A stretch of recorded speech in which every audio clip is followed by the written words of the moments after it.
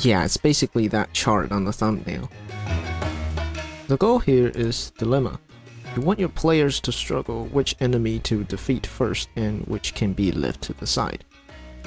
The most simple distinction is a slow but threatening enemy and an enemy that is fast but doesn't deal much damage.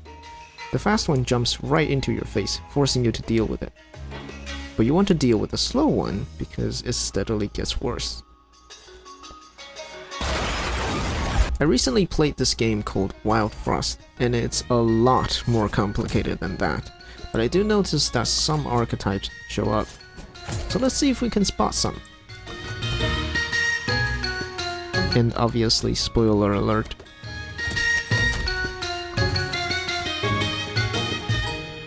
The Goblin doesn't hurt you at all. It doesn't tank much damage either. It is the punching bag, sort of like the Goombas in Mario. The Frostinger and the Berry Witch doesn't hurt much, but they make it much more difficult to fight rest of the enemies. This is the Mosquito. Do you prioritize them, or other threats first? The Earthberry deals crazy damage very fast. You definitely want it dead as soon as possible.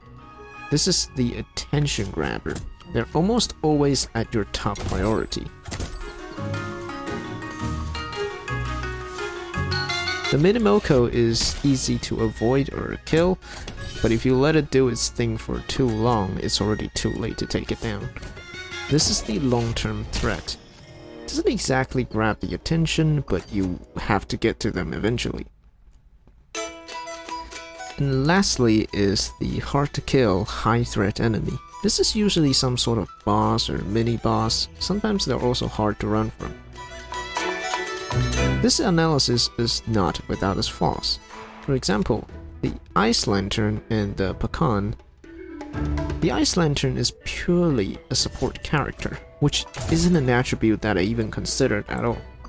The Pecan is a tank, and its sturdiness is the problem. Their existence makes sense in Wild Frost, but if the player may be very mobile, can easily change their target, then tanks don't really have much of a purpose.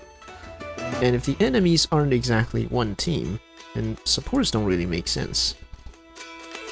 Ultimately, it depends on the game you're making, but handy charts like this can be used as a starting point to spark ideas. This has been Josai. Have fun, make games.